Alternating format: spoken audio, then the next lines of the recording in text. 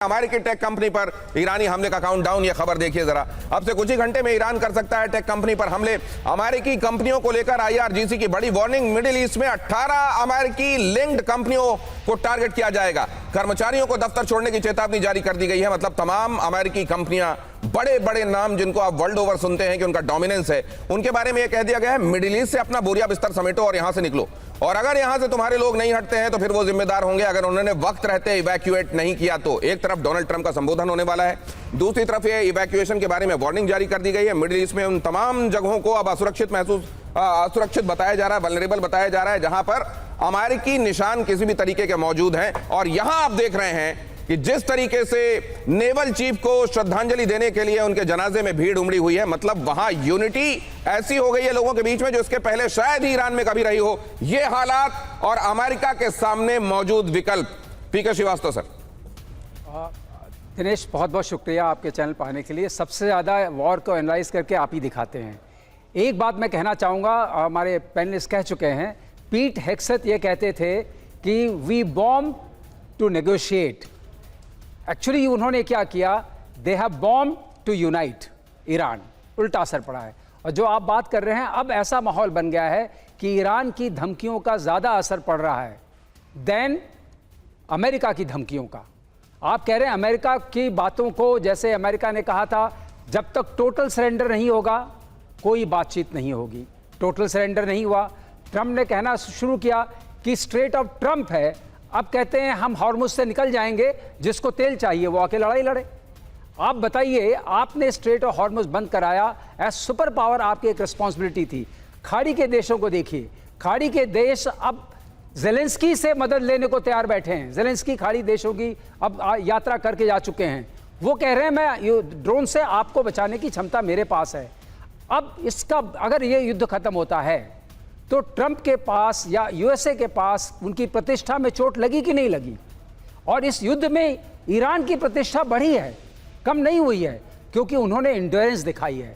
और इंड्योरेंस जो बार बार आपने कहा कि इनकी 95% सारी क्षमता खत्म हो चुकी है, लेकिन आपने खुद कहा 89th वेव ऑफ मिसाइल्स चली। इसका मतलब मिसाइल चलाने की भी क्षमता है, लॉन्चर्स भी हैं, मिसाइल्स भी हैं और ड्रोन्स भी हैं। तो कहां से अनवरत सप्लाई आ रही है? कहीं ना कहीं तो प्रोडक्शन हो ही रहा है। और जहां तक सवाल है रूल्स ऑफ एंगेजमेंट का, जो इंटरनेशनल लॉज हैं, उनका तो इतनी फ्लाउटिंग हुई है इस पूरे युद्ध में। सर, मुझे तो एक चीज आपने बहुत इंपॉर्टेंट कही है। अगर यह माना जाए कि इजराइल के खींचने पर ही अमेरिका इस युद्ध में आया है, जो कि बहुत सारे लोगों का इंटरप्रिटेशन है हालात को, और अगर इजराइल ये चाहता है कि वहां रिजीम चेंज होना चाहिए, और यहां जिस तरीके की सॉलिडेरिटी मैं देख रहा हूं उनके लीडर्स के लिए इकट्ठी हो गई है, कोई वहां विरोध में एक आदमी नहीं है जो इस समय प्लेकार्ड्स लेकर या सड़कों पर दिखाई दे रहा हो और ये कह रहा हो कि हमको ईरान में ये लोग नहीं चाहिए। अगर ये हालात हो गए हैं तो इजराइल का अगर वो एंड गोल पूरा नहीं होगा, क्या वो इस लड़ाई को रुकने देगा? अगर नहीं रुकने देगा तो क्या अमेरिका को वो निकलने देगा? अगर अमेरिका को नहीं निकलने देगा तो ये लड़ाई कितनी लंबी खींचने वाली है? प्रोवाइडेड आईआरजीसी ये कह रही है कि 6 महीने तक तो हम बड़े आराम से लड़ लेंगे। आईआरजीसी की धमकियों पर अमेरिका का बड़ा जवाब। यह खबर देखिए, अमेरिकी कंपनियों की सुरक्षा के लिए तैयार हैं हम। ईरान के हमलों को नाकाम करने का दावा। मिसाइल ड्रोन हमलों में 90% गिरावट का दावा किया जा रहा है। मिडिल ईस्ट में 2000 से ज्यादा अमेरिकी कंपनियां एक्टिव हैं और उनका बहुत बड़ा स्टेक है मिडिल ईस्ट में। मतलब ये एक तरफ तो ये कि आप देख रहे हैं कि मिसाइल और ड्रोन अगर 90% खत्म हो गए होते तो कम से कम ये तस्वीरें दिखा रही होती मिडिल ईस्ट में तमाम जगह हो या खासतौर से इजराइल में। आपको ये बताने के लिए काफी कि ईरान के पास पर्याप्त असलहा मौजूद है, और ये बताने के लिए भी कि वो बहुत प्रिसीशन के साथ हमले कर रहे हैं। अब अगर ऐसे में अमेरिका ये कह रहा है तो केवल अपनी इज्जत बचाने के लिए, साइकोलॉजिकल वॉरफेयर के लिए कह रहा है, या वाकई उसके पास ऐसी शील्ड है कि ईरान बेशक इन कंपनियों को टारगेट करे जो अमेरिका की प्रतिष्ठा से जुड़े हुए नाम हैं, बड़े बड़े नाम, क्या वाकई उनको बचा लिया जाएगा? क्या वहां पर लोग काम करते रहेंगे? क्या उनको इवैक्यूएट नहीं कराया गया? अरे अपने बेसिस को जब आपको छोड़ना पड़ गया, आपके मिलिट्री के लोग बेसिस से हटाए गए, तो क्या कंपनियां चलती रहेंगी? वहां पर आपके लोग काम करते रहेंगे और वाकई क्या उनको आप बचा ले जाएंगे?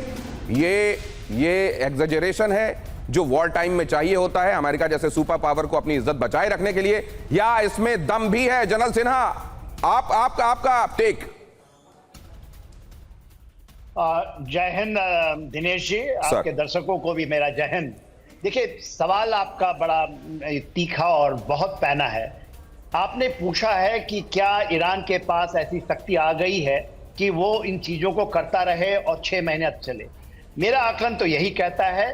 देखिए, ये जब आप एसिमेट्रिक वॉरफेयर में, आपको ऐसा नहीं कि आपका रिट्रीब्यूशन एब्सोल्युटली जिस तरह से पागलपने की तरह 7000 टारगेट में जा करके आप सिविलियन को मारते हैं या यही करते हैं।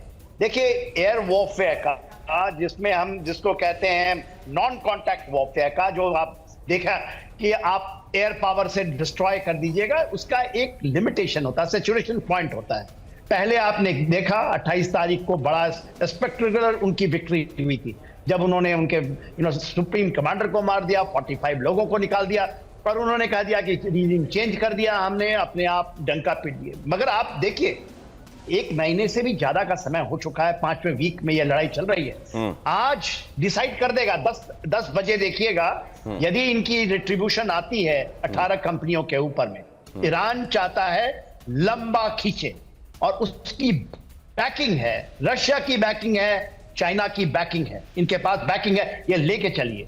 आज ही ये कहा जा रहा है चेचन रेबल्स भी आ रहे हैं यहाँ पर, इंडक्ट हो जाएंगे यदि अमेरिका ग्राउंड ऑपरेशंस का। ग्राउंड ऑपरेशन डिसाइसिव फैक्टर होता है, और ग्राउंड ऑपरेशंस यदि आप कर ले कि हम स्टेट ऑफ हॉर्मुज़ के 1-2 द्वीप को पकड़ ले, खर्ग को पकड़ ले, that is not the ground action.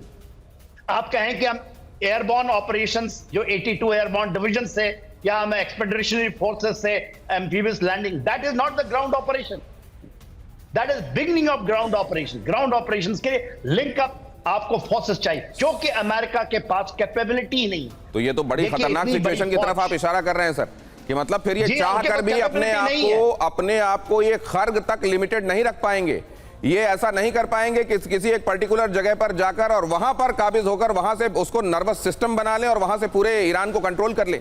और दूसरी तरफ आप कह रहे हैं कि अगर बूट्स ऑन द ग्राउंड जाएंगे तो ईरान की तरफ से लड़ने वाले भी बहुत सारे लोग आएंगे। अगर ऐसा होगा तो ये क्या ये सिचुएशन आने वाले दिनों में और ज्यादा व्यापक होने वाली है खतरे के हिसाब से?